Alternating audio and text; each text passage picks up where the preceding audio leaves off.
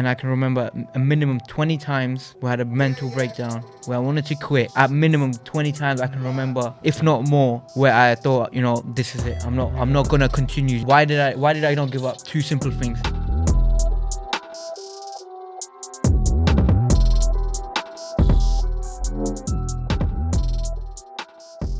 This is what I was thinking. I've been thinking recently, like when you see a lot of these people who just talk about trading online, they always never got kids most of the time. You know what I mean? That's why I rate it so much.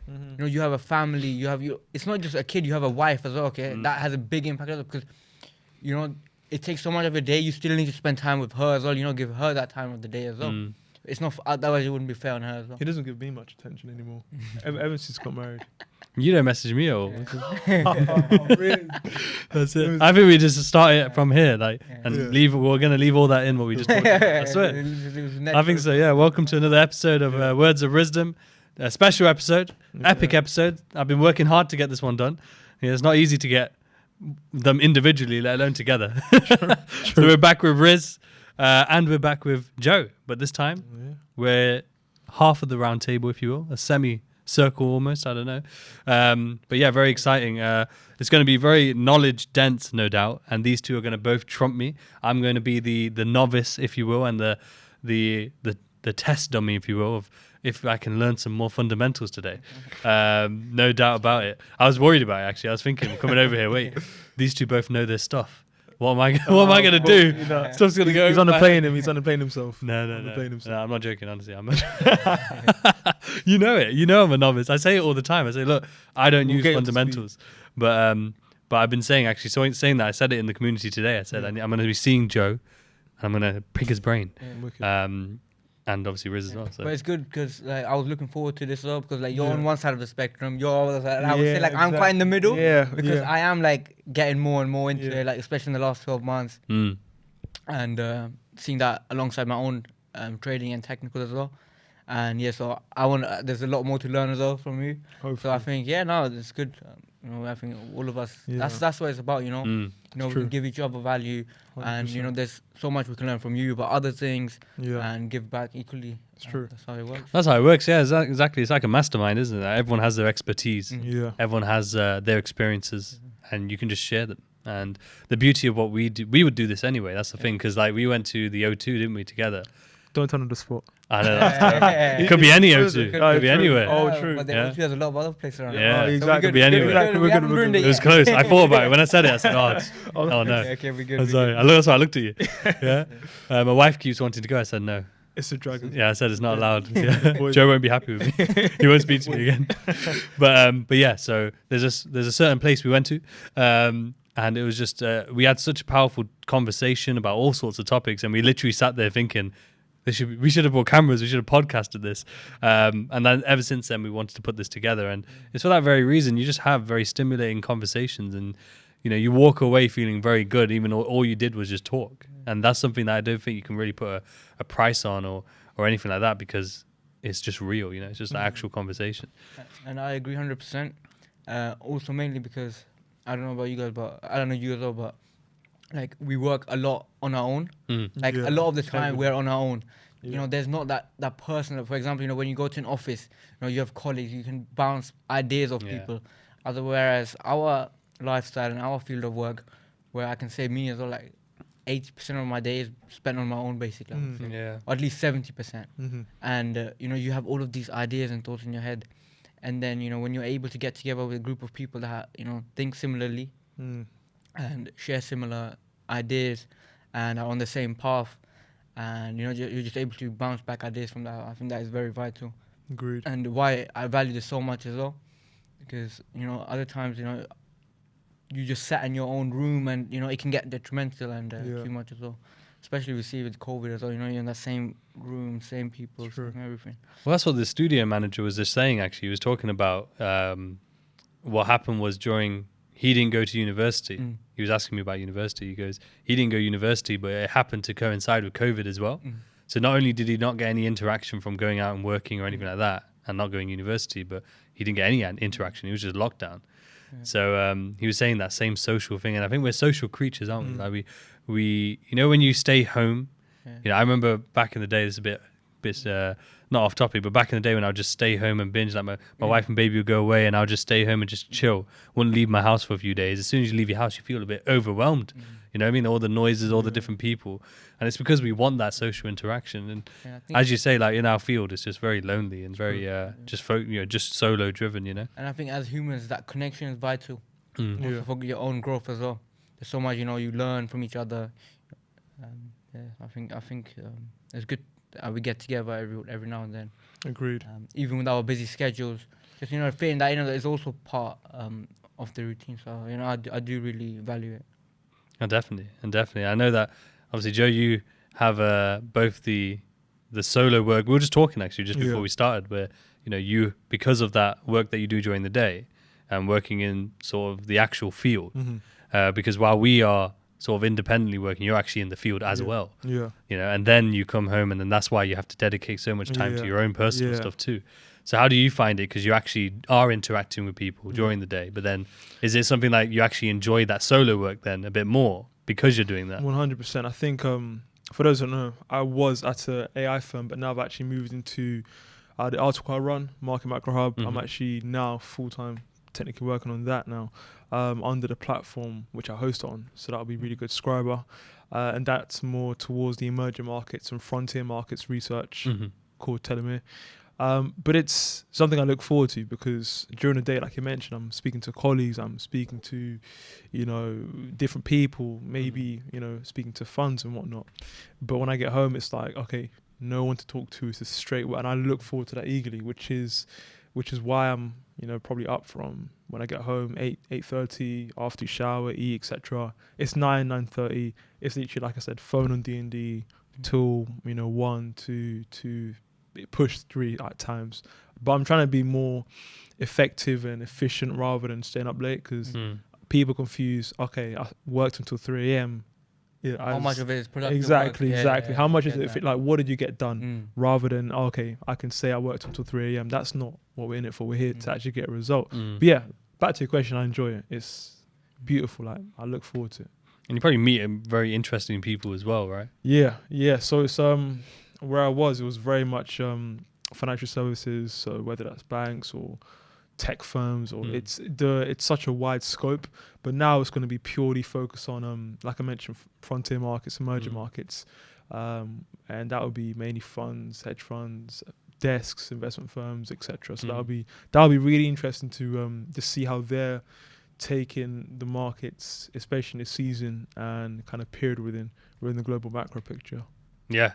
Definitely. And, Riz, we've talked before about, networking. So like, because you're not in the field like Joe is, for example, have you really taken it upon yourself to put yourself into situations to be able to network and meet individuals? I know we talked about, I think we talked about actually when we got together last time, how you said about the gym that you joined, like it's more of an affluent gym. It has a higher price, but because of that higher price, you then have access to people who are willing to also pay that higher price. So is that like a conscious decision, and you kind of put yourself into those positions because you're not, say, working in a corporate position or in the field? You kind of then actively put yourself into that position yourself. I would say it's a bit 50-50. So I'm not really that kind of person who, like I want to sell myself or something. It's not that kind of thing. And one thing about networking, I feel, is that if you have something to give yourself, like if you have value, that kind of thing approaches yourself. Like even ourselves, for example, came off very naturally. It wasn't like, where somebody was like asking or something. It just came off naturally. And I just feel, especially with networking, and I've seen like a lot of networking events as well, where people are just there trying to network with like higher network people, but they're not bringing anything themselves to the table. Yeah. So I think when you have your own value, so for anybody who wants to get into networking as well, or who wants to be around those kind of people, I think the first thing you should do is gain skills that are valuable. And how networking actually works is an exchange for both people, where it's not just one-sided. You must bring something to the table as well. And so I think it's kind of 50-50 where I am working at home as well, and social media has helped a lot with that. Where people are recognizing, especially with Twitter as well, when you're sharing like your ideas of the market and all, even with you, I can imagine, it just just your own thoughts and what you're thinking, and the value you're putting out. Even your content, for example, I've seen your Telegram growing. That mindset, that all of that stuff that you're posting out there, people are seeing knowledge in that, right?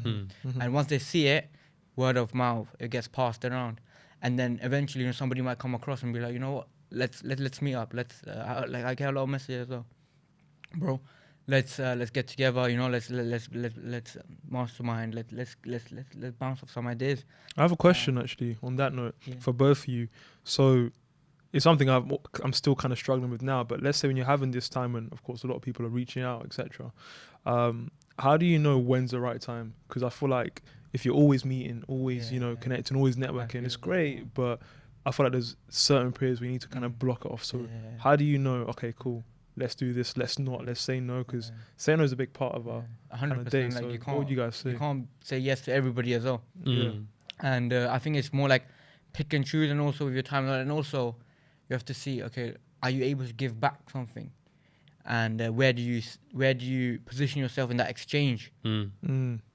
But you, so what do you think about it? Well, I think it kind of goes back to what Riz said, is that a lot of people in our space, and when we're in a position where we're actually putting value out, so whether it's the articles or whether it's through your thoughts or chart work or just generally, it could even be unrelated to trading, but just generally something of value.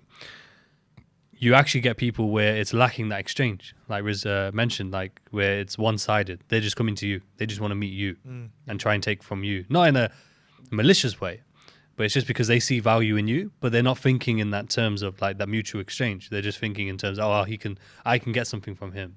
I can learn from him. I want to be around him, which is nice. But it's understanding exactly what you said. You need to be able to filter that. You need to see where is it valuable, right? Because you can always attend meetups, You could always say, okay, look, I'm going to go to this networking event. If you're serious, go to that networking event. I'll be there too, and we can mingle there. Or you can even question them and filtering them with what value do you have, Not in again, it's not like an arrogant way, but it's like, okay, what is this conversation going to be like? What do I stand to gain? Yeah, like what is there that we're going to talk about together, not just me talking to you, right? And how can we grow together as well? I think that's very vital as well. I agree. I think like this dynamic, all three of us, like realistically, I didn't reach out to Riz didn't reach out to me. We just kind of knew each other. And we didn't. Even with me and Riz, we didn't really reach out the same way. It was like I did follow him for a long period of time. We exchanged, just on stories, and I knew he's from London also, so let's link up sometime. Yeah. But it just never came to it. But then we had a mutual friend, Pat. Yeah, Pat. Yeah. So he's a very, very good guy. I rate him a lot, and I was meant to meet with him as well. But he doesn't live here. He lives in Nottingham, right? Yeah, so he was like, I'm coming down to London, meeting up with Riz. Do you want to come along as well? Yeah. I said, yeah, sure, it would be good. It was like, meet him as well, get out the way kind of thing. And, And did you two follow each other at the time as well? Yeah, him and me and Joe. No, I didn't. This is how we met. It's true. The meetup. It's true. Let me say a little bit about how we met. Yeah. So at your meetup, before when I entered the room, I recognized him. Just because of previously seeing him on social media and on other pages. And I recognized him, and it was just me and Pat, I think, talking on the bar, near the bar, and then I think he was standing there as well, and we just sparked off a conversation from that. Like, I recognize you. And, I saw Riz at a meetup, and I'm like, okay, he's one of the guys who, of course, like they've done really good in trading, of course. So I go over to speak to him just to know, like, one, what's he like as a guy, what's his approach, what's his kind of routine, and we just kind of clicked, and I was like, oh, let's connect. We connected, and we just similar to you and Riz, just back and forth on Instagram, and then the podcast happened. Me, you, Riz, and Tanz as well. Great guy. So it was very natural the way it happens. But I think that's a good point you mentioned, where there has to be an exchange of value. It can't just be hey, I want to pick your brain, because most of the time pick my brain, but what's in it for me? That's what people think. And also, like, if you do want to reach out to me, like, that could be done through social media as well. It doesn't have to be like for example, like we have to sit together or meet up and take part of both of our days out. Like, I wouldn't want to do that on that person as well, for example. So with the help of social media, for example, if somebody does want to reach out to you, you can give that value back straight from there without costing a lot of time, which I can imagine, like, even through responses. So back to your original question where you said about networking and putting yourself into a certain position, I just feel it's very natural now, especially where I am in my life and where I want to be in certain areas and certain restaurants and certain, just because, you know, that kind of, not because I want to be at a certain level or something, but it's just natural now, you know. Like, for example, the people you are around with, you know, it has a massive impact on your day to day as well. So especially, you know, the gym I am at as well. Like, even though there's zero issue with going to any other gym, you know, if you want to go for your workout, you can go to any gym. You know, there's street gyms as well. So it's not about that. It's more about, you know, I feel good when I'm at that gym, and the facilities, and it's close to my home. And then again, the second aspect, even when I was yesterday, the cars you see parked out at the front, and you just spark natural conversation with people, like if you're sitting in the sauna or in the jacuzzi. And that's it. It's just like putting yourself into a better environment, exactly. right? Because the thing is, like, even like you mentioned with the street gyms, for example, they're beneficial too, because the work ethic in those gyms is a whole different, you know, mindset in comparison to these other gyms too, right? So they have their benefits. But in terms of environment, as you grow as an individual, as you become more successful in anything, you want to then be around more success. You want to improve your environment. That's the whole reason you're working hard in the first place. And of course, and also, we don't work hard. Like, I see, like, you know, a lot of people and the stigma around money and all those things. I don't work hard not to be able to, you know, go to the nicest restaurants, nicest holiday places. You know, everybody, you know, why do we work hard? I'm not gonna go, you know, to the grave with my money with it. Like, I'm here for the time I am here, basically. And of course, you know, you have priorities and everything. But at the end of the day, why I work hard and all of these things, you know, when you visualize these things, it motivates you even harder. You know, in that same room with somebody that may be like 10 times bigger than you, and, you know, it just gives you that drive and motivation to keep going as well. It's a similar aspect to, you know, I watched this YouTube video and somebody said, you know, when you make your first good money, like, buy a business class ticket. And, you know, when you're sat at that seat, the service you get from, and I'll be honest with you, once you go business, I did that. Yeah. It's dangerous, it can be detrimental and dangerous. But, like, I have, like, a good balance between it. Like, if you're flying long haul, I think it's worth it. Anything over 4 hours, and, you know, anything under, you can get away with economy as well. So I think it's a mix of two, but definitely, it does open up your mind a lot. You know, just with around the people you're sat with. Yeah, it's different caliber, you know. And I think, you know, when they say about your network is your net worth and everything, but it doesn't just have to be people you know. It's just literally being in the environment, seeing how other people talk, you know, even if you're not in the conversation, but you're able to observe, or you're able to see how they interact with other people, how they conduct themselves, how they dress even, you know. And these are just lessons you can learn from observing. You know how they say, like, you can learn so much without even opening your mouth, without even talking, you know. If anything, talk less, right? And listen more. And it's such a powerful lesson, because I do it a lot, where I would just observe people, you know, like, you know, in central London, it's so busy. But if you literally just stand there and watch what people are doing, how they're acting, you'll see there's the different calibers of people, different mindsets, different ways people interact. And that's literally just stood in the center of a busy place, let alone into an actual very powerful environment, or an affluent environment, which will bring its benefits, you know. And I there is different stigmas, but I think it's more so from people who haven't experienced it, because I think it's like you say, when you do business, suddenly your eye opens, or you go to a very nice hotel, and then you compare it to what you've experienced before. Suddenly it feels very, not wrong, but it feels different when you try and go back, you know. And that's why I think when people suddenly experience a level of success, that's why they don't want to go backwards, because they've now opened their perception to something new and something better, and seeing what's possible as well. Like, especially, like, the same thing, you know, once you start staying at these hotels, for example, your previous experience, you don't ever want to go back to that.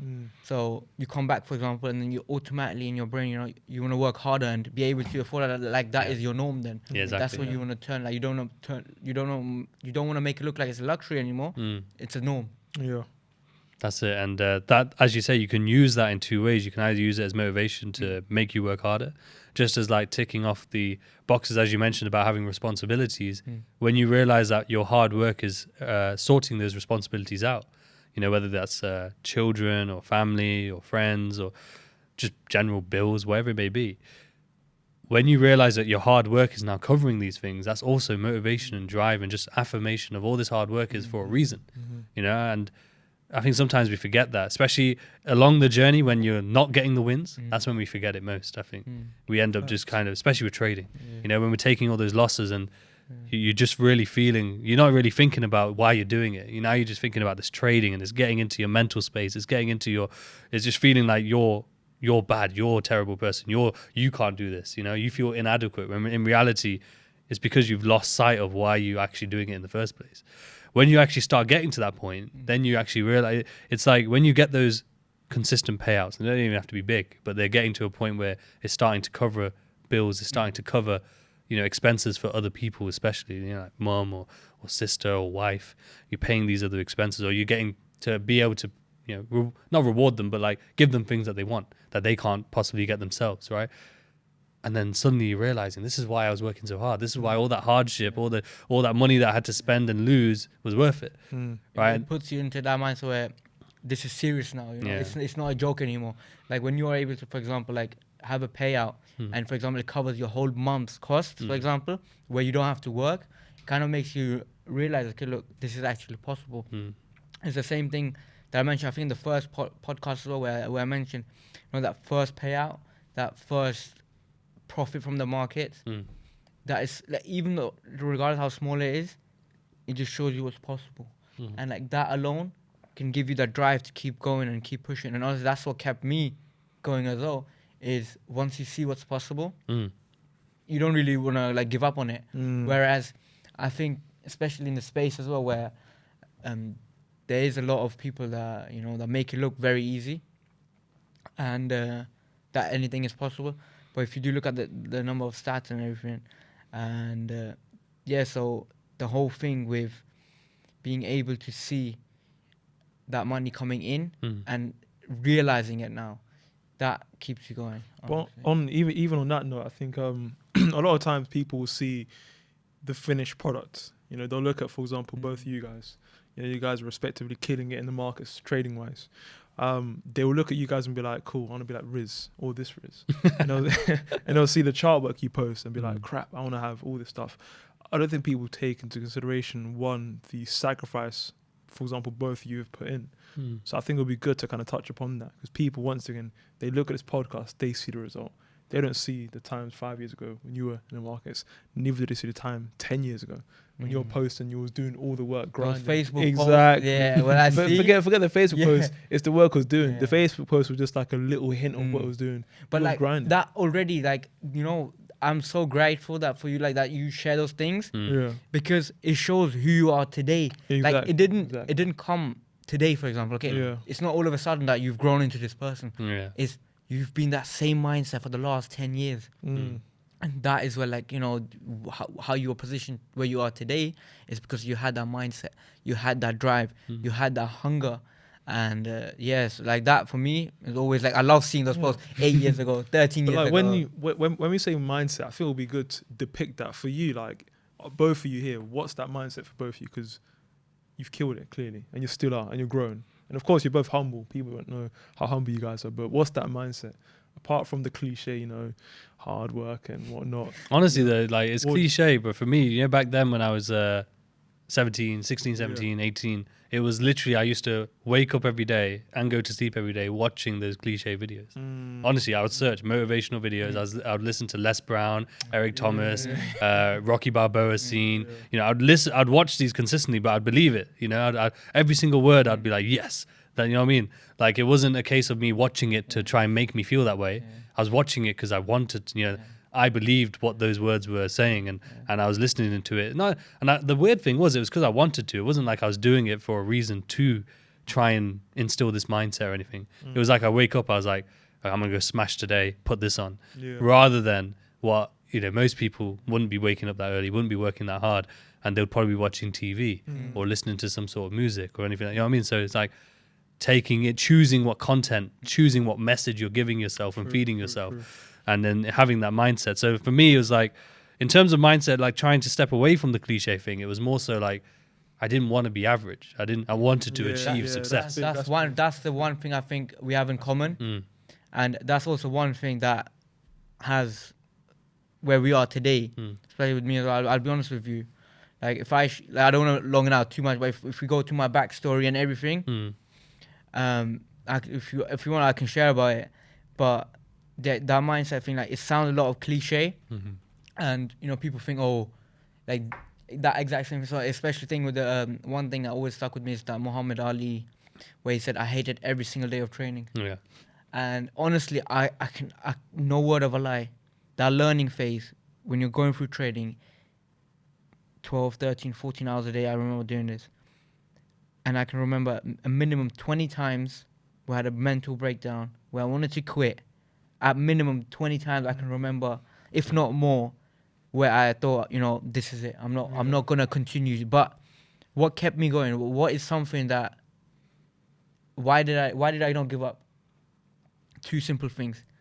Number one, I saw the opportunity and the potential. The same thing that I said that, when you see that payout, you see what's possible. It wasn't about the significance. It's more about, I understood, like, with my amount of capital, if I can extract this amount, if I can get more capital, and once you understand the numbers game, that for me was another big game changer. Is once you're able to, kind of create a system that is able to extract 5 to 10% a month. That kind of thing stuck with me. Same thing, where I just done the maths.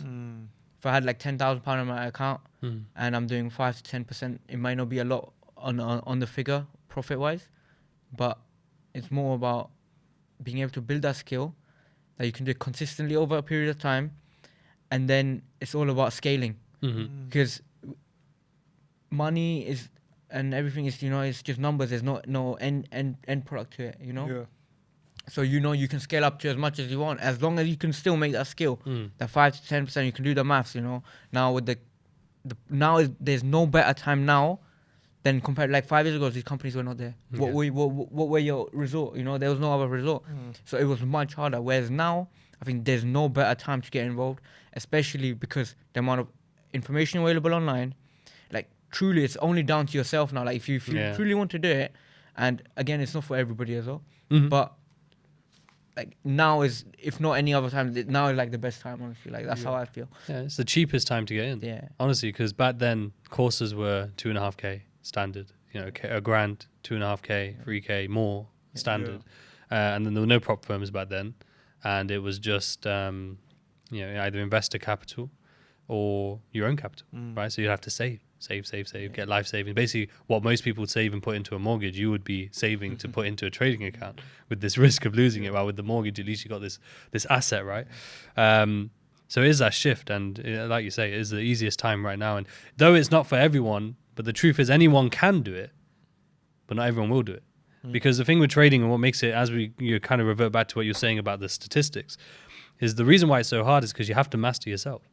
Right, and how many people can master themselves? Master their mindset. Really, look at, because what trading does is it puts a mirror in front of you and makes you see who you are, and where your negative traits are. More importantly, what you're doing wrong, right? Not just in trading, but generally in life. Are you a greedy person? Are you not patient enough? Are you, an aggressive individual, etc. And obviously, most importantly, not disciplined. Are you not a disciplined person, right?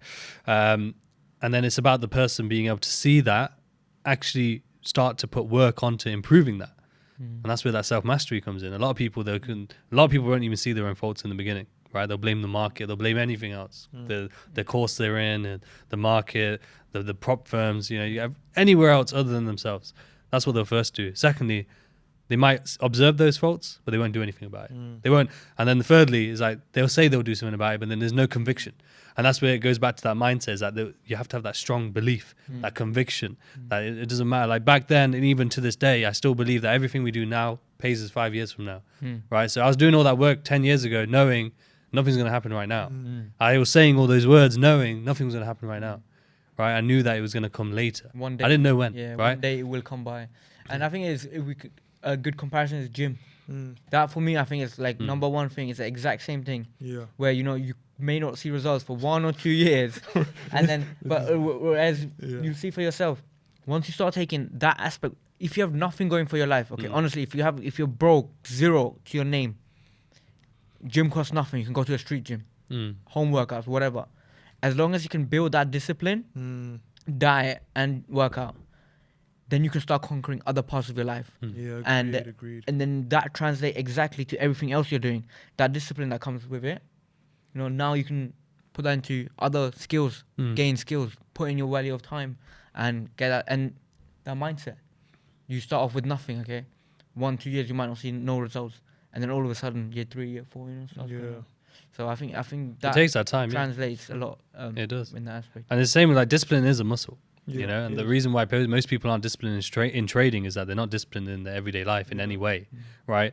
The basic things to begin with, one is exercise, of course, but the ultra basic sort of, how to describe it, like addictions or impulses that we fail to control a lot of the time is diet, so like food and drink, sexual impulses, and then the way we just throw our words out there without thinking as well. These are the basic ones that, if you read Outwitting the Devil, he talks about these things in more detail. But if people can't control these basic things, how are they going to control their impulses when there's money on the line? They're seeing, so like this week, for example, I had a trade that went 6K in profit back to 3K, in profit. I'm still holding to my target, but people, they can't fathom that, someone's whole monthly wage gone on a screen, back and up and down. How are they going to control these impulses? And all of these things, a lot of people ask me, how do you, a lot of people think, they think, they can go from 0 to 200K account because it's available. They think they can go from 0 to 200 account in one shot.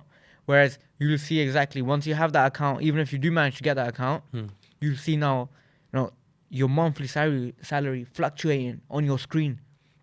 And then you start making these impulsive decisions.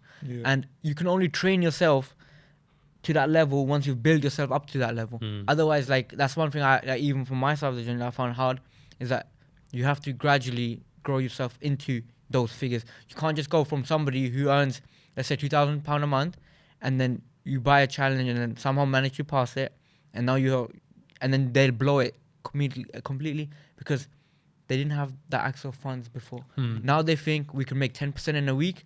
We'll make 20K this week. It's agreed. That same thing that follows in. And the worst thing that will ever happen is that they actually do it once. They actually make the 20K, and then now they've ruined their mindset, right? Because now they'll lose it probably the next month, and now they will throw more than 20K into a prop firm over and over and over again, just to try to make that impulsive, repeat. So they probably got hit. They probably got hit with that dopamine. Yeah. So it's detrimental.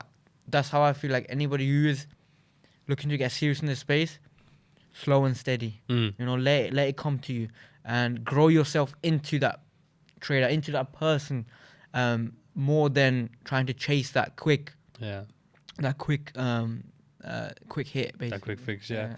But Joe, like we talked about gym, and I wanted to ask you because I know that you've always been a hard worker. You've always been very efficient, very organized. But then you weren't going gym at that time, right?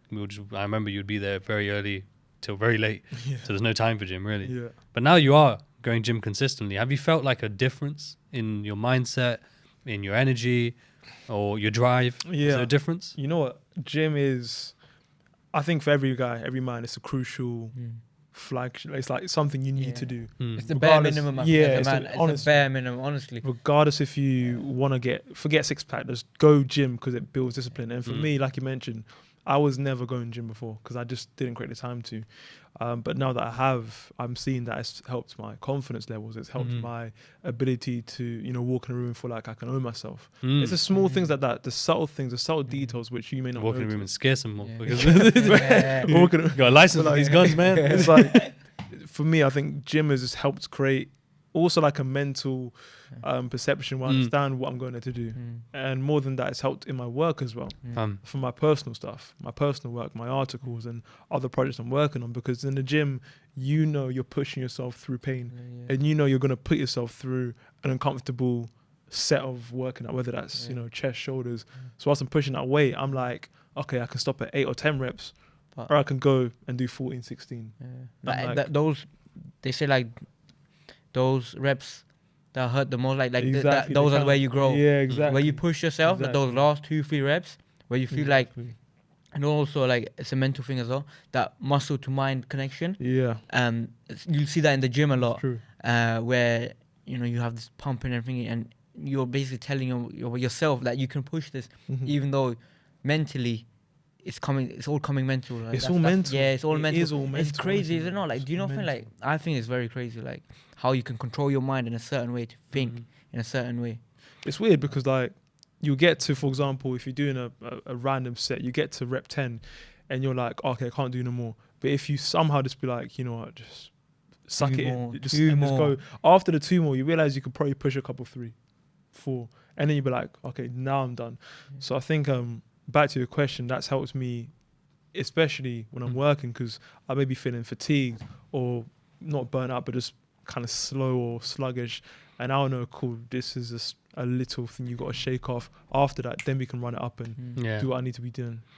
No, 100%. And, I asked you because I've seen it myself. I've seen it when I used to, back in those 10 years ago, I was going gym every day and it was just a way of life. Like it was just my day-to-day routine. It was nothing. It was like breathing. It was just so much. And you wouldn't believe it as much now because then I had the time when I was off it and I felt I've seen the difference in just the mindset, how easy it is to be lazy, how easy it is to slip and not be motivated, not to be driven. And even just generally in thoughts, even though I was still working hard, even though I was still actually creating results, but even then it's like the clarity of mind isn't as there is. You're even like, as you said about articles, for example, like you're not as creative, your mind isn't as easily creative as it is and sharp as it is when you are going gym. I don't know what it is. And I kind of reverts to what you were saying about, tapping into that voice, being able to control your mind. And I think it's something I made a video in that Telegram called the calm in the chaos, right? So it's like when you put yourself into chaotic situations, but you learn to be calm in those situations, that is very powerful. It's the same in the gym. The gym does it. Stuff like running does it, of course. So like exercise does it. Trading is necessary because trading is so chaotic. There's so much chaos when you're in the markets. So learning to be calm is necessary. Yeah. Especially recent markets have been. We're going to touch on that. Yeah. The markets have been wild. Obviously, this week, luckily, it was a bit more calmer. But the last 2 weeks, we had the monthly close, we had NFP, we had FOMC, we had CPI. Yesterday, we had the autumn budget come out. Yeah. We also had the euro interest rates. Inflation. Yeah. Inflation level come out. US CPI. We had. Tell us, Joe. Tell us.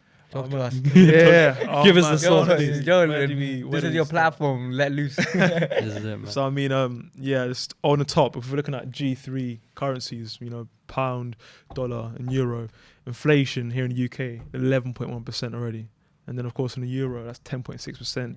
America luckily slipping to 7.7%.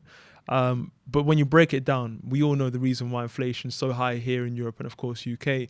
It's gas. And of course, oil. Reason why America's having such a beautiful, well, not beautiful, they're still, elevated at 7.7%. But compare that to, looking back at data-wise, June, was America's peak where they hit inflation of 9.1%. 9.1% went down to about, I believe it was 8.6, 8.5, etc., all the way down to 7.7. They're net exporters of, natural gas. And luckily, of course, oil, they're pretty well standard with that. Whereas with us here in the UK and Europe, we're net importers. We need that. We're relying on We're completely reliant. And the exposure we have is something which, Trump mentioned years ago to Europe. You guys are idiots for, relying on Russia. Yeah. But they never listened. He said it, word for word. He said to Trump, he's trying to instigate something. But he was 100% right. He said to Germany, how is this possible that you guys are relying 90 or 95% relying They closed their plants, didn't they? To rely on this pipeline. So Trump, I think, was way ahead of his time, and one thing I liked about him especially was he was a businessman. Oh yeah, strict. So strictly speaking, like him being in position of power, he was always thinking about that business minded. Well, that's why he did the trade wars with China. That's why he had anything he did, always his handshakes. Position of power. You'd see him like proper wrestling people. And I think it's a very interesting take because so many people were so against him being president when really, if we compare him to, let's say, who's president now, the accolades speak for itself. You know, like a successful businessman. Even though, yes, to be successful in business, you break a few eggs, right? You probably build a bad reputation in some people's eyes as well, and that happens. But is there any perfect human being? Not really. And did he do potentially a lot of good? And did he say a lot of right things? Yes, he did. He even said definitely the market. The markets have definitely reflected that. And he even said about gas prices. He said if Biden comes in, your gas prices are going to go here and there, and it's insane. And then you've got now a senior citizen in the White House who falls asleep, doesn't know what he's doing. You know, when he's talking about figures, he's getting them all wrong on actual you know, press conferences. It's insane. It is a mess. You know, when it comes to CPI, I was actually watching a video on the way here. Weirdly enough, it wasn't even on inflation or anything. They just mentioned it in the video. They were saying how the inflation figures are actually less than what it probably actually is. But they mentioned it for this other reason. I'm not sure if you'll be able to sort of confirm or not. They mentioned it because they said they're always changing. It's like based on a basket of goods, right? Or the cost of the basket of goods. But they're always changing the items that are in that basket.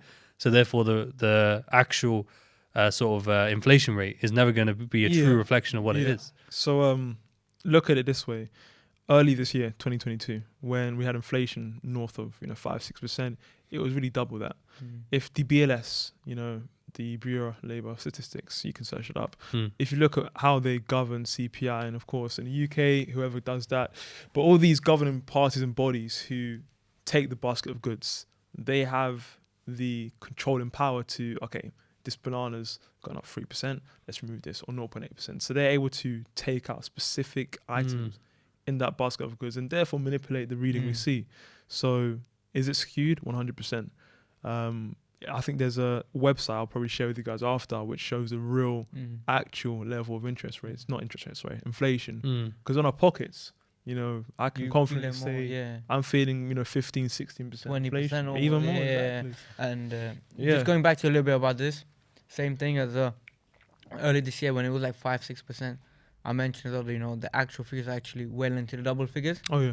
But the reason also, and I don't know how true this is, but I also feel like they don't want to put that fear into the public. I don't know how true that is or not, because I feel like if for example the inflation is actually much higher and they actually give out those real figures, then it has a more like a butterfly effect on everything else, where people are then less spending in the economy, for example.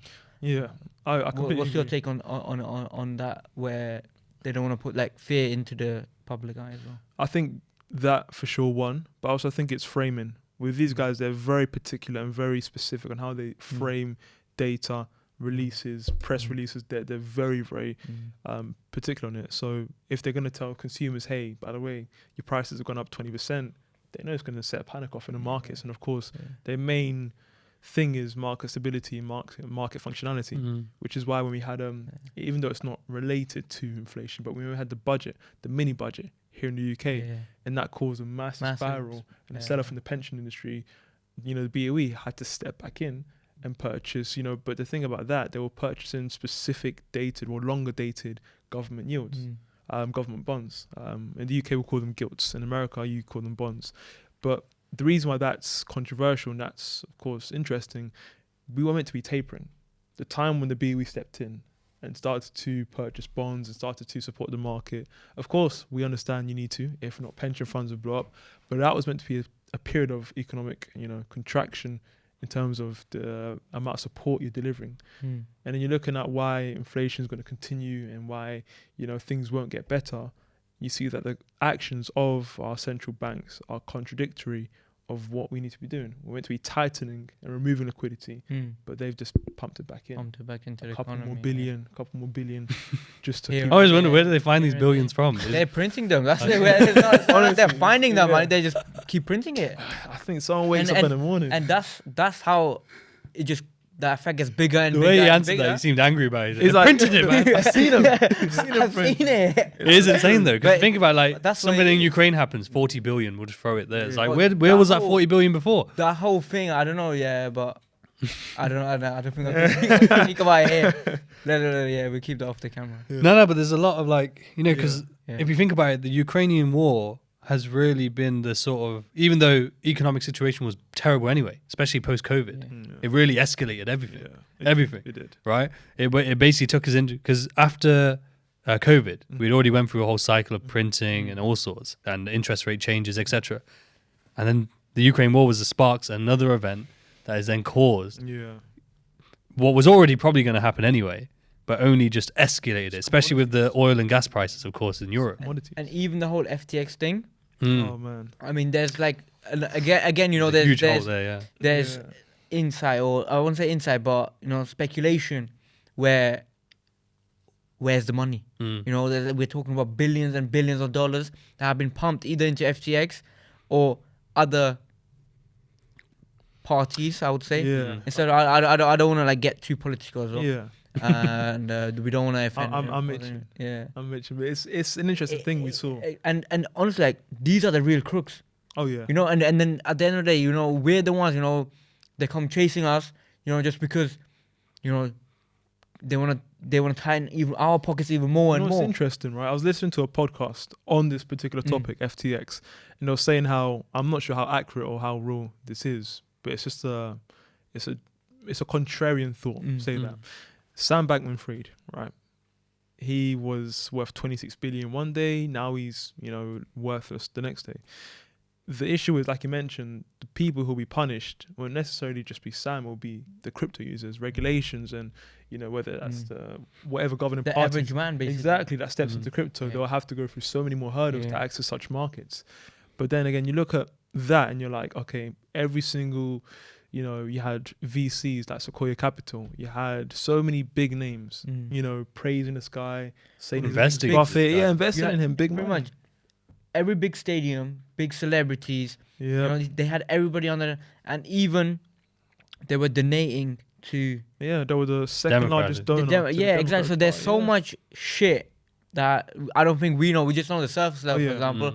We don't actually truly know what's going down. I swear, on Twitter it's dangerous, because every time I log on Twitter, even if I do it right now, it'll be just in. FTX is you find out some new, and also I think that like there's so much shit that they've hid, and they've hid, and as like, you know, people for us, for example, it's just surface level. I think it's what like, truly goes down is like, it goes back to Riz's point, how there's so much money circulating within the economy that VCs got lazy, private markets got lazy, hedge funds got lazy. You know, people, like people literally throwing money at a kid because he's built a platform without doing any thorough. Just hype, isn't it? Yeah, it's hype. And if you look at the books, you know, FTX's the companies they were investing in, they were all like false companies. Like they had like no books, no records, no nothing. Like crazy. Either so the investment that they were taking.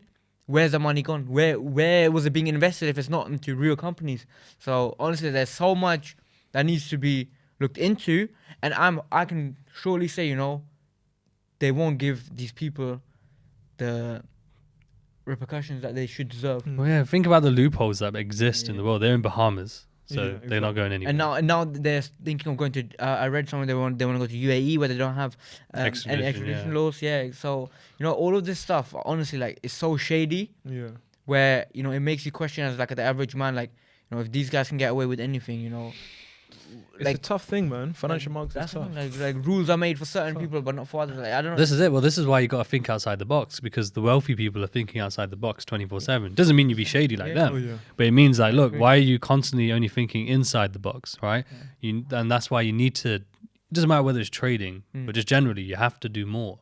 You can't settle. This is why I understand that there are people who are happy in a 9-to-5 life, and you know, fair play to them, honestly. Like, because at the end of the day, if I could be happy in a 9-to-5 life, my life would be way easier. 100%. And yeah, it would be way calmer and more structured, right? But I can't be happy with it, because it's not enough for me. It's not enough for me and my family. You know, it's not enough to, especially with everything that's gone on over recent years. If I was to live that life, I would never have the option to leave if I need to leave, to do something different if I need to do something different, to work if I need to work, or to make money at X amount if I need to, when anything at any point can happen and suddenly you're out of a job, you're not getting any pay this week, you can't leave the country, you can't go out. Honestly, these are the most important things, especially even when COVID came, I realized, you know, most people, like I would say like 80% of the country, or I don't know, I don't want to say a certain stat, but most people in the country, they're one job away from being almost homeless. You know, you had, you know, people being laid off, and all of a sudden there's no income anymore. So, you know, apart from all of the material things and everything else, I think the biggest thing is time and location freedom. So like you just said, when you're your own, when you're working for yourself, for example, especially like, you know, you're working maybe 18 hours a day, but all of that is going into your own company, your own business. Like it'll have like over the years come back to you. But you wouldn't put that same amount of work, you know, if you can shut off at 5 p.m. and complete everything off, cut everything off and go home and be like, you don't need to think about your work anymore. Whereas us, we're thinking even in our sleep, you know, what we need to do the next. Honestly, that's how it is. Like even me, like I feel it. Like you're constantly thinking, and because you're working for yourself, that's the thing. Like not everybody. Honestly, I can say the same thing. If somebody's happy working the 9-to-5 job, and their content, for me, you know, that's everything. Like if you're happy with that, that's fine. You know, honestly, like it doesn't mean to be, but it's that thing that, you know, where having that time freedom, location freedom, and just like, you know, don't want to be reliant on anyone else. That's, I think, the biggest thing. And it can be anything. That's the thing. It doesn't have to be trading. Exactly. I agree. The other thing I say to a lot of people that come to me and they ask me about trading, I say to them, it's not about this itself. It's more about if you can put in your 110% in any field you're in, you will succeed. There's I met this guy last Christmas time, actually, I remember, in Mayfair, and he came out of Ferrari. We started talking, and I asked him what he does, and he goes, I sell buttons. So, you know, honestly, like he has a factory in Portugal. Did I tell you about this? You told me, yeah. Yeah, I think we were in the car and speaking about it, and so he has a factory in Portugal that produces buttons, and then, you know, it makes you think, like, you know, there's ways to make money in any field. So it's not just about this field.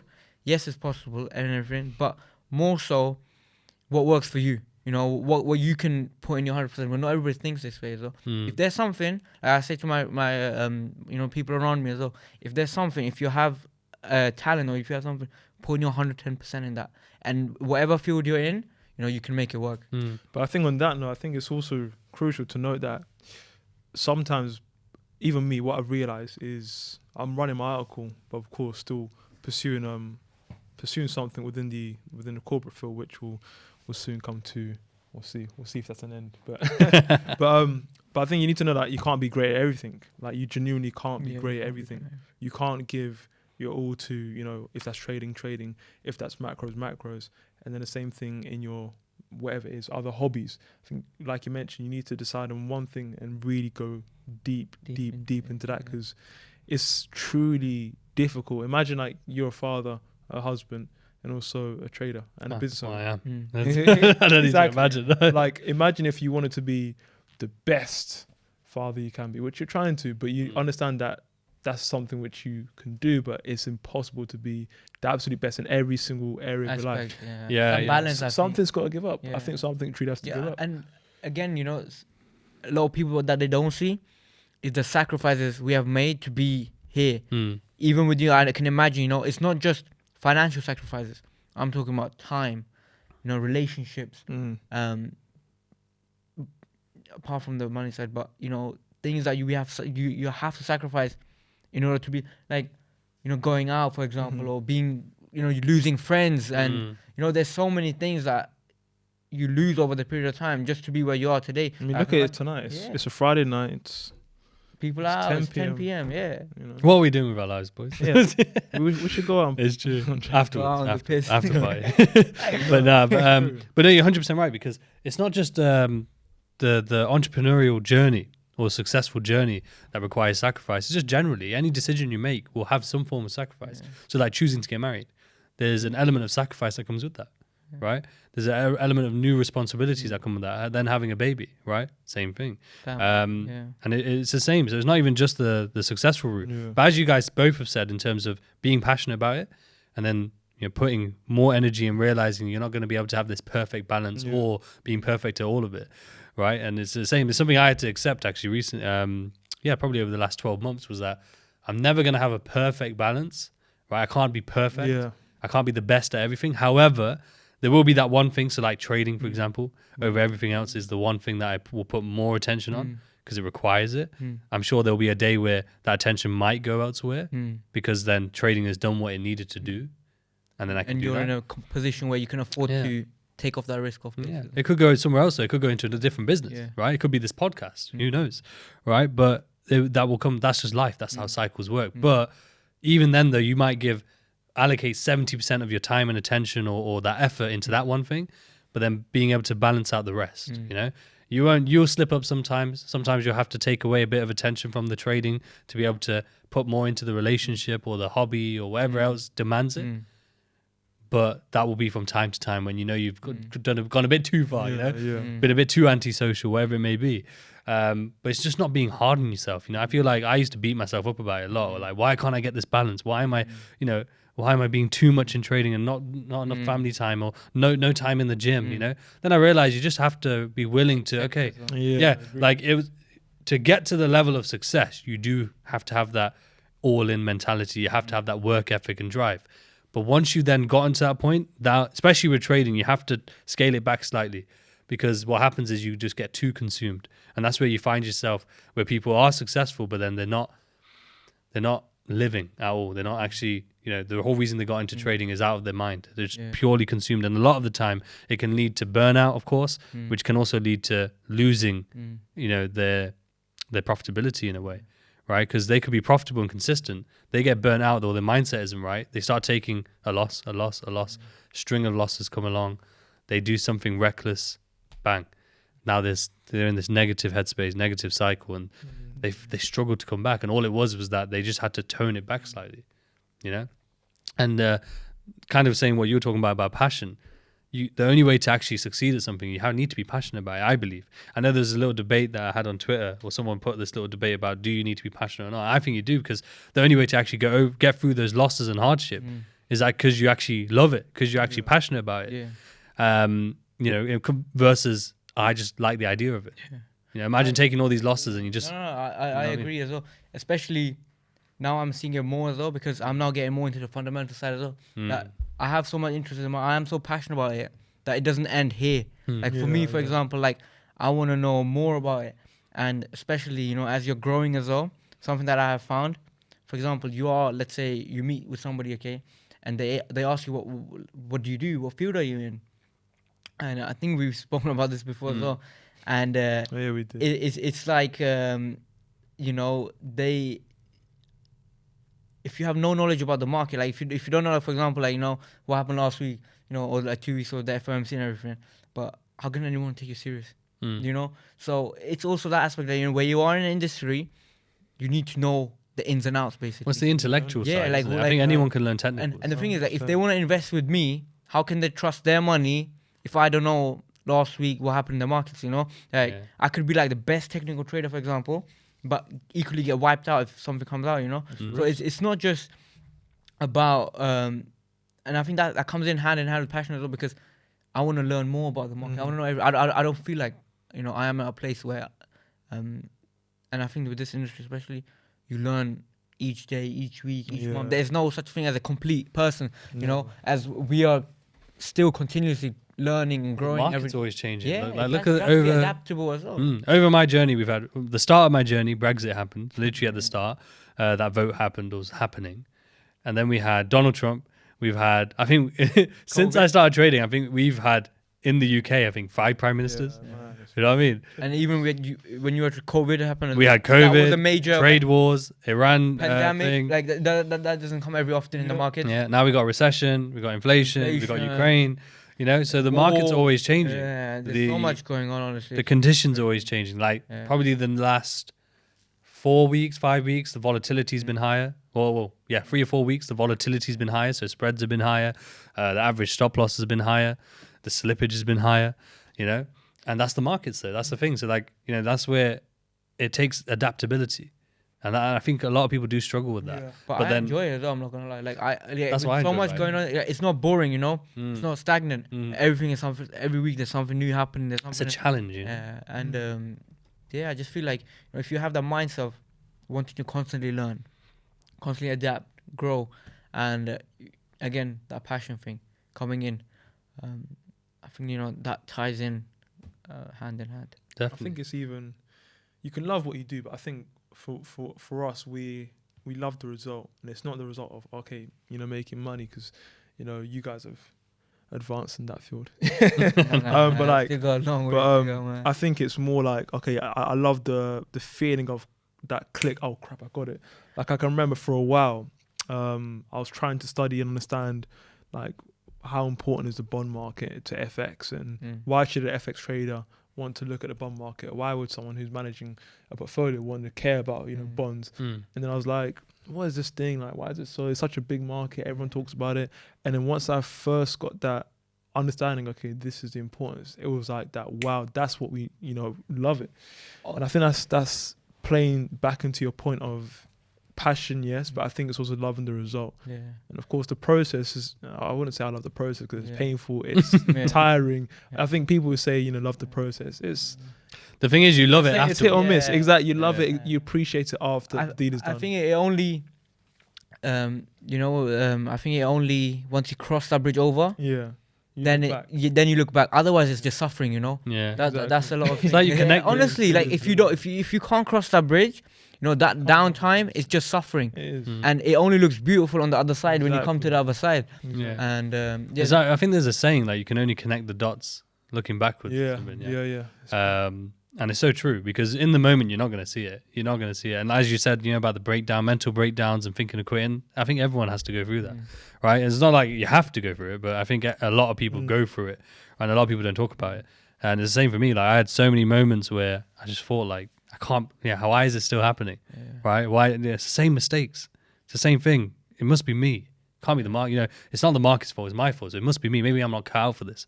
Maybe I'm not the right sort of person for this. I know I'm a good person and I work hard, but maybe this isn't it. And then you keep going because you realize, that small changes, small adaptability, and plus, as you said, the proof of concept's there. Once you've withdrawn, or even if you know other people who are successful traders. I was lucky enough to have a friend who got me into it because I saw he was successful at it. So I've already seen what he's been able to do using the same market. So if he can do it, then anyone can do it, right? Yeah. True. I think that's another thing, definitely. That is, if you're around the right people, and if look, it has worked for somebody else, it gives you that it is possible thing that otherwise. This is something that I went through as well, where I saw a lot of, like, for example, fake traders, I would say, and I would always question things. Does this even work? That kind of thing. But if you see, like, if you pick out, the real traders, for example, and I think you can kind of see through who's fake, who's not. You can kind of see it. That's how I feel. And if you can kind of like filter that out, and like study those real traders. Yeah. And even if you are looking for a mentor, regardless of what field you're in, I think if you just look at real people, real results, and then you can see what's possible. For example, like if you're a basketballer and you're looking at Kobe, and you can see the heights they've reached, of course, on a miniature level, but just being able to have somebody there, and those times when you're questioning yourself or quitting, that's the times I will get you through that phase. Yeah. That's how I feel. It's like what you see with world record breakers, though, isn't it? It's like when one world record's broken, it normally gets broken very quickly afterwards again, because now someone's realized that's possible. Someone's done it now, so now I can do it, and then it sparks that belief. Yeah. And it's dependent on how you decide to observe something. Like, people will either look at the unknown as an opportunity to grow, or they'll be fearful of the unknown, which kind of leads me on to what I was going to ask you. Is obviously there was a time where you wouldn't have known about fundamentals. There probably was a time, like everyone, you probably only thought technicals. That's it. So when you chose to start learning more and diving deeper into fundamentals, and it at a very, very, I'd say expert level, you would probably disagree for sure. Oh yeah. Right, but I would say 100%. Yeah, you definitely have that expert knowledge. Like if someone was to call me and say, I want to learn about this fundamental, every single time I say, there's Joe. Go to Joe. Yeah. But that's true, right? Yeah.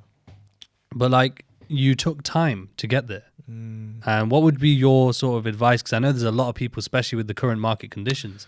What would be your advice to people wanting to learn and sort of getting through that mindset of being a bit fearful of the unknown or being a bit overwhelmed with all this information and terminology, especially. That's a bit me, I'm not gonna lie, because I'm trying to learn more. So definitely you can answer that to me. I'm working on something at the moment. I think both of you know, so hopefully that will be the perfect thing for you guys. But I'd say, look, when going into fundamentals, I'll speak about my journey. When I started it, this was purely because I wanted to understand if I want to do this professionally and have something of my own, I need to know the stuff. Yeah. So when starting out, it was very simple. What markets do I not understand? Okay, equities. Okay, bond market. Now I currently need to look at options and derivatives. That's to come. But like at first it was like, okay, bond market and equities. Then I was like, okay, cool. List out the things you know. List out what you don't know. Then from there, it's just like tick box thing. Like, okay, cool, got this, got that, got this. But just start where you are. Because the truth is, my research back then, it's not much different to what it is now. Of course, I've gotten more specialized and much more like specific to the point where it won't just be like, how do you measure inflation?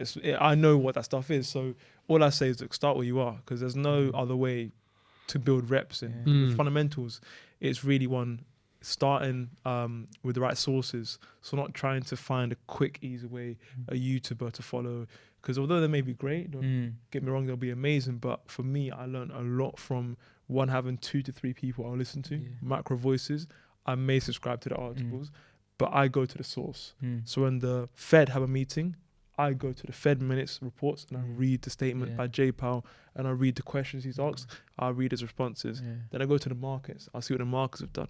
So I'll look at the data. That's a good approach, definitely. Like where you wanna go to the source instead of getting your information from a medium where that information can get lost. And anyone can be right as well. Exactly. So I think that's a very good approach. And I think it should be with anything as well. Like any knowledge you're trying to get to, try to find the source. I think it's a life. Like it's life. Like don't just take your word, my word for it. Of course, I tell people, hey, subscribe to my article. It's free, amazing. The reason why I say that, one, it's breaking down everything into layman terms so you can understand it. But I still tell people, hey, go to the source. Read that as well. Yeah, so you can combine that. Combine that knowledge. So quote it as well. Yeah. Exactly. I was like reading articles and I honestly, God knows, I had no clue. These guys are talking about, OIS swaps and it's stuff you wouldn't even imagine. I'm like, crap, let me go to the source. So I'm going to the source and then it's starting to make sense and keep a journal. I say journaling is the biggest thing because you won't realize how, much that will help you on your way when you're typing in, okay, CPAT for this month was this, boom, just journal, small stuff. Because that's like journaling, same like with technicals, you're journaling your sort of research findings. That's what happened. Like the article started off, if you want to know how the article started off, every single day I told myself at 10 p.m, I'm going to write a brief macro description of what happened today. So that was the Fed raised rates by 25 basis points, 50 basis points. The BOE done this. So that's what I was doing every single day, 4 or 5 bullet points. And then I was like, okay, I can't keep on using Notion because I'm going to have, tons and tons of pages. Let me try to find a platform so I can just journal it for myself. Found one. And I was like, wait, this is worthwhile reading. That's how it started. It was very natural. It was very organic. That's how I think the best things do. The best things in life are always organic and never forced, in my opinion. It just comes to you.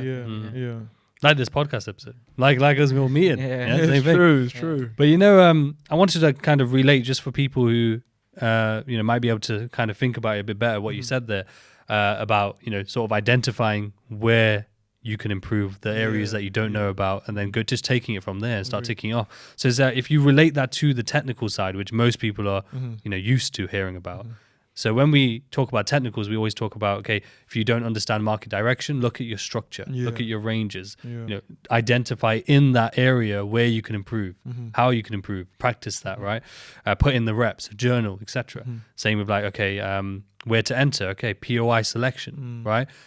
How can you get better areas of entry? Again, break that down into steps and then see where you're slacking, improve on that. So like just relaying it back to what you were saying, it's the same with the fundamentals, no different. Yeah, right? Agreed. But it's just knowing that it's a different field. It's a more, if anything, a more intellectual field, as I've always said. I think the fundamentals is the intellectual side of trading. Yeah, it's a long game. Like even like now, I tell everyone that, look, I'm no pro. If I was, I'd be managing a massive fund.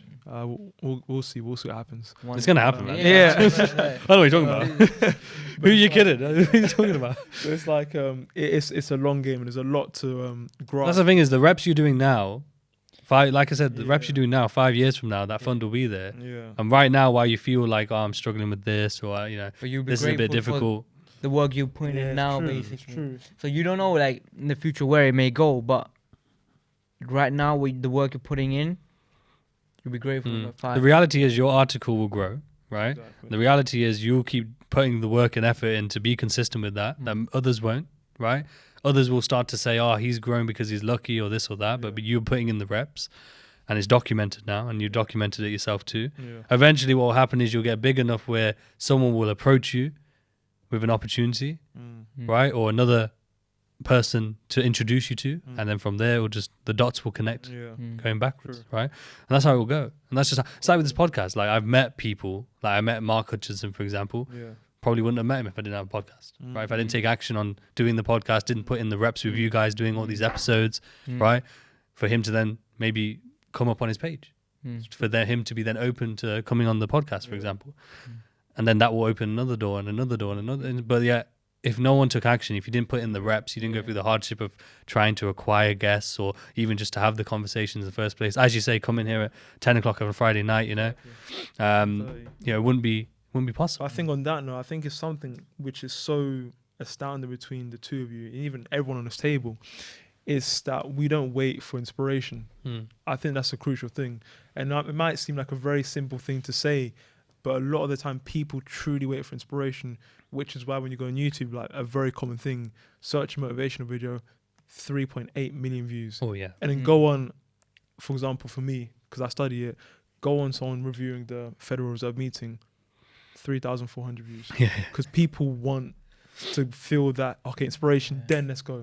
Whereas I truly believe that when you get going, the inspiration meets you along the way, and that's when the drive kicks in, and that's when you enter flow. Because I don't think any of us can say, okay, I go home, it's 9 p.m. and I'm straight into flow. Like, you don't just go into flow like that. I think it's very much you first work, and then as you're working, you just start getting into that flow. And that's the mindset of, we're not waiting for inspiration to come or a feeling of drive to motivation. come. It's more like discipline, It's just like getting that routine. Yeah, and it's DNA. Again, that same thing, for anybody, whatever they want to start with, that first step is always the hardest. That's the thing that will always question yourself though. But once I can imagine the first article you wrote, you probably sat there for hours or days or even weeks to publish that. Whereas now you could sit maybe one day and then hit it out. Same thing with you. Maybe the first video you made takes you time to take one. Yeah, because exactly you're thinking. He's seen me. Yeah, I can imagine. And then now you're hitting these out like on a daily basis. He's naturally good. I definitely think that first step is the hardest. Once you get that ball rolling and you get over that first hurdle, that's it. Like, this is the thing. So like, I wanted to do a podcast way before I even wanted to do trading, but I would procrastinate, right? I thought I needed to do this. I need to be better. I need to do, I need the equipment, etc. Right? So it's exactly what you're saying. You have to start. You just start, and the rest sorts itself out. You can't always wait for the right moment. For example, like when I do this, then this. There's no right moment. That's the thing. The perfect time doesn't exist. Exactly. There is no perfect time. If you wait for perfect time, you'll always be waiting. Going to be waiting, right? If you look at, let's say, Mr. Beast, right, biggest YouTuber in the world now. If he waited for the perfect time, perfect equipment, he would never have started. He started on a shitty old laptop doing gaming videos and some bullshit, right? He even laughs about it now. But if he didn't do that, right, and then slowly grew, was able to acquire money to invest into his platform to then slowly grow and make it more perfect. But even then, I bet even now he would say there's no perfect time. Like even now he's not in the perfect time. He's still got more and more and more to go. But you touched on something there where it's like, DNA and stuff. And I completely agree with you. Like, it's a way of life. It's not a chore. It's not work. It's like you enjoy it. Yeah. But do you ever have those days where you wake up, and not like consistent days, hopefully, but just random day where you just wake up and you're really just feeling shitty. You're just feeling like not as motivated, and you kind of relax. And then by relaxing, you kind of, the next day you're back on form. Or does that not really come into play? I'll be real. Last week, so not this week, gone, the week before, I definitely felt that. I'm not sure if it was because of fatigue or just something, because I was going heavy. working on a couple of stuff. But yes, I have times when I'm like, I will literally get home and I'm like, I can order food, call it an early night. Watch some Netflix. Exactly. Like the truth is, I know I can do that, but with me, it feels wrong. It comes across yeah, with I it, can't. think. Yeah, because I think, look, once you know what you're working towards, and of course, you guys know I'm not really open with sharing what I always work towards, but you guys know exactly what it is. You know that if I'm not doing that, once again, someone else is doing that exact thing. And what matters most isn't when you're pumped. I've just got off a Zoom call with Riz and the guys, and what matters most is just going at it every single day. So when I'm feeling like last week, I was feeling like, you know what, I'm tired, go to bed early. Instead, I was like, cool. What I done was went to gym for less. So I cut my gym hours, got home earlier, worked, just forced myself to work. I literally was just going and grinding through it. And it felt like a slug. But after, I was like, you know what, I've done that. Yeah, you feel And better. that means even much more. better, Means even more than me saying, let me get an early night in. Because so you just pull back in certain areas to sort of like, so you're not overdoing it. Because a lot of the time, those moments come even for myself. Like I'll have days where I just know that hey, I have to switch it off. Right, I have to switch it off. I'm also and I struggle. There's some days in the like it'll be like maybe once a month or something where I'll just say to myself, you know what, I don't even want to I don't want to sit at my desk today. I don't want to do nothing. I'll just shut off. Yeah. And those days I think are important as well. Agreed. Just so you know you have that kind of rest day. Like for me, that was last Sunday, for example, where I had a busy week and then another busy weekend. Friday, Saturday, busy. I wake up on Sunday. I was like, you know what, today I'm gonna treat it as a something. Yeah, I'm just I think it's rest. important to do that though, because I think it's a balance thing. I would say, yeah, that it can't be too much of that. Agreed. Like you can't have, for example, every day you feel like shit to take a day off. Yeah, I don't think it works like that. Yeah, you can't. But let's say out of 10 days you feel shit, 7 of them you push through, 3 of them you can like kind of like you know take a rest. Like, and that's how it works. I think like that balance thing is key, honestly. Yeah, I think like because I struggle those days. You know, those days when, you just don't. You're not feeling it. Whatever it is, sometimes a lot of the time it is that fatigue. Yeah, a lot of the time it is that sort of that burnt out feeling coming. And if you don't just tone it down, like it might be that you don't do nothing. Like I go for the more nothing nowadays. Or you do a little bit less. Or you do a little bit less. Yeah. If you don't do it though, you just lean to burnout, which then forces you forces you out for weeks and also months. Like mental as well. So like. It might not be your body that's tired, but mentally you can be tired. Normally it's mental. And also like mental health is so important. You need to look after it. We're not machines at the end of the day. We are humans. We have emotions. We have, we have our needs as well. Where there's times where you don't want to do anything as well. We can't operate 24/7 like machines. But I think what helps with that as well is environment changes. And you guys know I'm very like specific with that. If I feel like I'm gonna drop the big one. I'll be like, just cut the podcast. It's true there. It's like rip off the mics. But it's like if I feel like, for example, I can feel myself either fading or just getting a bit. When you just get very restless, like you're not feeling right. I need an environment switch up because clearly I need to just get myself in a different environment. I think it's very and I may not even like, for example, when I go sometimes to my spot, I may not smash workout and do a ton of stuff and tick off everything in my techniques. You just observe. Exactly, but it's more just like being that in that environment and being out of your home, for example, 100%. and getting that 100%. change. And again, going back to the whole gym thing, that is for me like a change of environment. Yeah. Whereas if I'm working from home, for example, all day, I need to step out of my home. Like, I need to step out of the house, and for me, that is a mental aspect. Even if I might have a shit day on the markets, or might have a not a great day, going to the gym again, same thing. I feel much better afterwards. So again, change of environment, like all of these things, they come together, combined. Once again, it's also who you have around you as well. Because, if you're feeling low, everyone's allowed to feel low. We're humans. But it's like, for example, I might call one of my boys and they're both all driven. You know my guys, they're driven. Of course, they'll just be like, okay, so what are you going to do about it? It's not like, I don't have people who are like sympathize and be like, take a rest. The thing is, they'll be talking to you. You know what I mean? They'll talk to you about it as well. Like, why do you feel that way? And you might even just banter, and that alone makes you feel better. And it's kind of like, both of what you're saying about the environment, and even then talking to someone is a change of environment of just the voice in the head. Exactly. And I think it's bringing some fresh energy into the mix, fresh perspective into the mix, kind of just breaking the mold. Because that's why we hate 9 to 5 in reality, not only because of the limiting sort of lifestyle it will bring and the lack of freedom, but also because it's just monotone. The monotone, right? And that's why the markets are so great, because as we talked about, like, things will happen, it will change drastically, but when we're grinding, go doing our daily routine, that becomes monotone to a degree. So that change of environment, which then kind of steps on what we were talking earlier, doing business class once in a while, going to that nice restaurant once in a while, going to that nice gym, going to that good spot, it makes the biggest difference. I think like all of these things that we have talked about, like they have such a, like, we might think it's very small, but it has such a big impact on our, without thinking about it. Again, having those people around you, and if you study people, and I'm not just us, like, read books and other people, you find these similar things in other people as well, where somebody who is high performing, regardless of what field they're in, they need these things, like, to work together. Like, like, humans are not machines, for example.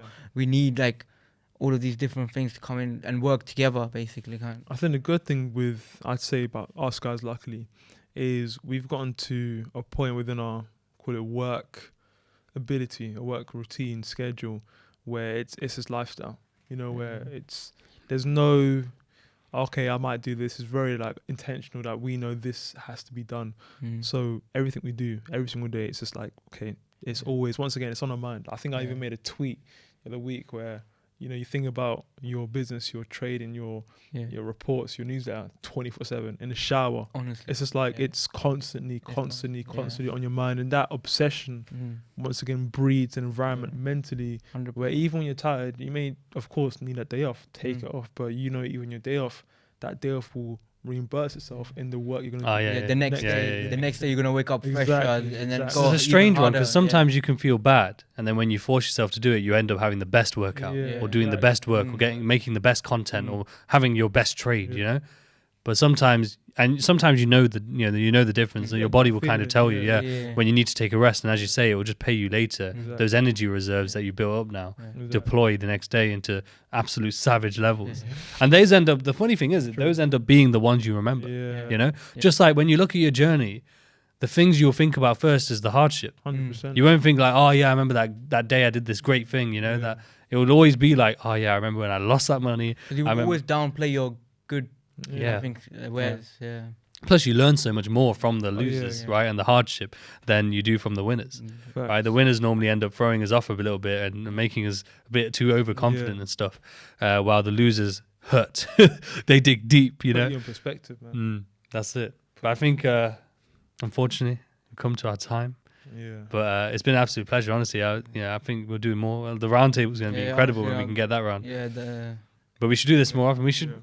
We'll try. I know it's difficult for you to get you two in the room together. Like, honestly, like, just having this during an hour a bit, just talking about these things, and it all just works together well. Just coming here, speaking to you guys for a bit, that can reflect into my own working. And so honestly, always thank you for having. No, it's my pleasure always. It means a lot. And it's always a pleasure, honestly. Exactly. Definitely. Well, thank you, everyone. Obviously, the links for both Joe and your article will be in there, and your Twitter, same socials and platform, all in the description below. Make sure you check them out. Thank you for watching. Let us know, obviously, what you took, because we talk about a lot of good topics there. So let us know your thoughts on what we've talked about, and we'll catch you on the next episode.